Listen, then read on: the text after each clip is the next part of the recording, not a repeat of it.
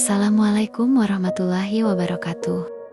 Sahabat Suara Hati. Ada satu titik dalam perjalanan ruhani yang sangat sunyi, sangat dalam, dan sangat menyesakkan jiwa. Sebuah titik ketika seorang hamba mulai sadar bahwa selama ini ia terlalu sibuk mengejar rasa dekat kepada Allah, namun lupa menghancurkan dirinya sendiri di hadapan Allah. Banyak manusia membanggakan marifat seolah ia adalah puncak segala perjalanan. Mereka berbicara tentang cahaya, tentang rahasia langit, tentang terbukanya hijab, tentang isyarat-isyarat batin, tentang ketenangan jiwa, bahkan tentang rasa cinta kepada Tuhan. Namun dalam pandangan makrifat hikmah, semua itu belum tentu menjadi tanda seseorang telah sampai. Sebab selama di dalam hatinya masih ada rasa aku telah mengenal, maka sesungguhnya ia masih terhalang oleh dirinya sendiri. Dan hijab paling tebal di antara seorang hamba dengan Allah bukanlah dunia, bukan harta, bukan manusia lain, melainkan perasaan tentang keberadaan dirinya sendiri. Karena itu para arif billah mengatakan, ilmu tertinggi ternyata bukan makrifat, melainkan kehancuran ego di hadapan Allah. Sebab makrifat masih bisa membuat seseorang merasa memiliki sesuatu. Sedangkan hakikat tertinggi adalah ketika engkau merasa tidak memiliki apa-apa selain kebutuhan mutlak kepadanya. Ada orang yang mampu menjelaskan rahasia ketuhanan, tetapi tidak mampu menerima hinaan tanpa marah. Ada yang berbicara tentang cinta kepada Allah, tetapi hatinya masih sakit ketika tidak dihargai manusia. Ada yang menangis dalam zikir, tetapi diam-diam masih mencintai pujian. Maka semua rasa spiritual itu belum tentu membawa seseorang sampai kepada Allah. Karena perjalanan menuju Allah bukan perjalanan menambah kebesaran diri, melainkan perjalanan membunuh kesombongan yang tersembunyi di balik ibadah dan ilmu. Dan kesombongan yang paling sulit dihancurkan bukanlah kesombongan orang kaya terhadap hartanya, melainkan kesombongan ahli ibadah terhadap kesalehannya, serta kesombongan ahli marifat terhadap pengetahuannya tentang Allah.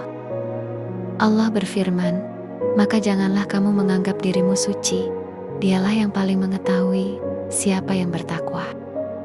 Ayat ini seperti pedang cahaya yang memotong akar ujub dalam jiwa manusia. Sebab seringkali manusia merasa dirinya telah dekat kepada Allah hanya karena banyak mengetahui tentang agama dan rohani. Padahal semakin dekat seorang hamba kepada Allah, seharusnya semakin ia melihat kehinaan dirinya sendiri. Lihatlah bagaimana Nabi Muhammad, manusia paling mulia di sisi Allah, justru menjadi manusia yang paling banyak menangis di malam hari, padahal dosa beliau telah diampuni. Ketika ditanya mengapa beliau beribadah sampai kedua kakinya bengkak, beliau menjawab, "Tidakkah aku ingin menjadi hamba yang bersyukur?" Inilah tanda hakikat yang sebenarnya. Semakin tinggi seseorang naik menuju Allah, semakin besar rasa kehambaannya. Semakin luas marifatnya, semakin hilang rasa istimewa dalam dirinya. Sebab cahaya Allah tidak akan menetap di hati yang masih penuh dengan pengagungan terhadap dirinya sendiri. Terkadang Allah menutup sebagian ahli ibadah dengan ibadahnya sendiri. Mereka sibuk memperindah amal, tetapi lupa memperindah hati. Mereka rajin sujud, tetapi masih merasa lebih baik dari orang lain. Mereka gemar berbicara tentang hikmah, tetapi masih ingin dihormati karena ilmunya. Mereka mengira sedang berjalan menuju Allah, padahal diam-diam mereka sedang berjalan menuju pengagungan diri yang dibungkus dengan bahasa agama. Itulah sebabnya para wali Allah lebih takut terhadap ujub daripada takut terhadap dosa-dosa lahir. Karena dosa sering melahirkan tangisan dan kehinaan diri, sedangkan ujub melahirkan rasa aman palsu yang membinasakan rohani. Iblis tidak jatuh karena maksiat biasa. Ia jatuh karena merasa dirinya lebih baik. Dan penyakit merasa lebih baik, itulah racun paling halus yang mampu masuk bahkan ke dalam sajadah orang-orang saleh. Maka, Ilmu tertinggi bukanlah mengetahui banyak rahasia langit, melainkan mampu tetap merasa hina di hadapan Allah, walaupun manusia memuliakanmu. Ilmu tertinggi adalah ketika engkau tidak lagi haus dipandang suci, dan tidak lagi sibuk ingin dianggap alim. Tidak lagi gelisah ketika dilupakan manusia, serta tidak lagi marah ketika diremehkan. Karena engkau sadar bahwa dirimu memang bukan siapa-siapa tanpa rahmatnya. Dan pada titik itu, hidup menjadi sangat sunyi, namun indah. Engkau tidak lagi beribadah demi mendapatkan kedudukan spiritual, tetapi karena malu kepada Allah yang terus memberimu napas walau engkau sering lalai. Engkau menangis, bukan karena merasa suci, tetapi karena merasa terlalu banyak menerima kasih sayang Allah dibanding syukur yang mampu kau berikan. Para arifin berkata, awal perjalanan adalah mengenal Allah, tetapi akhir perjalanan adalah tidak melihat selain Allah. Maksudnya bukan mata fisik yang berubah, tetapi hati yang tidak lagi sibuk melihat dirinya sendiri. Ketika dipuji, ia melihat itu hanya penutup aib dari Allah. Ketika dihina, ia melihat itu sebagai obat penghancur ego. Ketika diberi nikmat, ia melihat kasih sayang Allah. Ketika diuji, ia melihat didikan Allah. Bahkan ketika ia menangis dalam sujudnya, ia tidak bangga dengan air matanya, sebab ia sadar bahwa kemampuan menangis pun adalah karunia Allah. Disinilah seorang hamba mulai memahami bahwa ilmu tertinggi ternyata bukan ma'rifat yang membuatnya merasa tahu, tetapi kehambaan yang membuatnya terus merasa butuh. Allah berfirman dalam hadis qudsi, kesombongan adalah selendangku dan keagungan adalah pakaianku.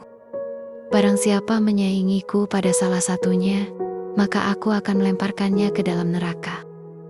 Maka selama di dalam hati masih ada keinginan untuk merasa besar, merasa suci, merasa paling dekat kepada Allah, sesungguhnya hijab itu masih ada, sebab Allah hanya menerima hati yang pecah di hadapannya, hati yang tidak lagi berdiri dengan kebanggaan dirinya. Hati yang datang kepada Allah seperti seorang fakir yang tidak memiliki apa-apa selain air mata dan harapan. Dan mungkin inilah rahasia mengapa banyak wali Allah justru memilih hidup sederhana, tersembunyi, dan tidak dikenal manusia. Karena mereka takut ketenaran mencuri keikhlasan mereka. Mereka lebih nyaman menjadi debu di bumi daripada menjadi bintang di mata manusia.